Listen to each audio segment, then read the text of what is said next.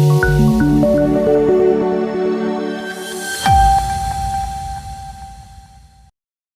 TRP game ઝોનના અગ્નિકાંડ મામલે તપાસ માટે એસઆઈટીના વડા સુભાષ ત્રિવેદી રાજકોટ ખાતે આવી પહોંચ્યા।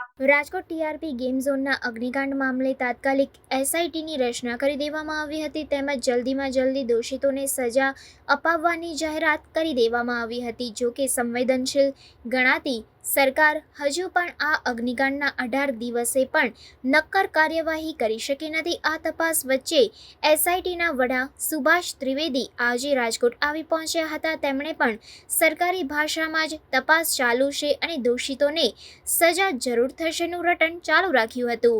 એસઆઈટીના વડા સુભાષ ત્રિવેદીએ મીડિયા સાથેની વાતચીતમાં જણાવ્યું હતું કે તમામ મુદ્દા પર તલસ્પર્શી તપાસ ચાલી રહી છે। આ સાથે ઘણા દસ્તાવેજો કબજે કરવામાં આવ્યા છે તેમજ ફાયર વિભાગ ટાઉન પ્લાનિંગ વિભાગ દ્વારા શું ભૂલો થઈ છે તે દિશામાં પણ તપાસ ચાલી રહી હોવાનું જણાવ્યું છે। આ એકદમ દુઃખદ ઘટનાની તપાસ ગુનાની તપાસ રાજકોટ શહેર પોલીસ કરી રહી છે અને સમગ્ર બનાવ જે રીતે બન્યો છે દુઃખદ એ સરકાર ખૂબ ચિંતિત છે અને જે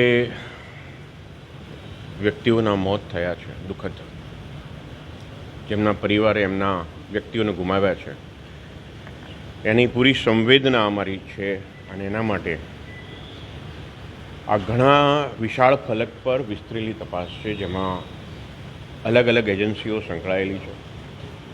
એટલા માટે આની તપાસ ખૂબ જ ઊંડાણથી કરવી પડે કારણ કે તમે ઊંડાણથી તપાસ કરો તો જ દોષિત દંડાય અને કોઈ નિર્દોષ માણસ આનો ભોગ ના બને। આપણે એ પણ ધ્યાન રાખવું પડે, બહુ કાળજીપૂર્વક તપાસ કરવી જરૂરી છે। જે લોકો દોષિત હોય એને જ સજા મળે અને નિર્દોષ માણસ સજા ન પામે એના માટે અમે કાળજીપૂર્વક ઝીણવટથી ઊંડાણપૂર્વક તપાસ કરી રહ્યા છીએ। Thank you. અત્યાર સુધી કેટલી લોકોની ટોટલ પૂછપરછ?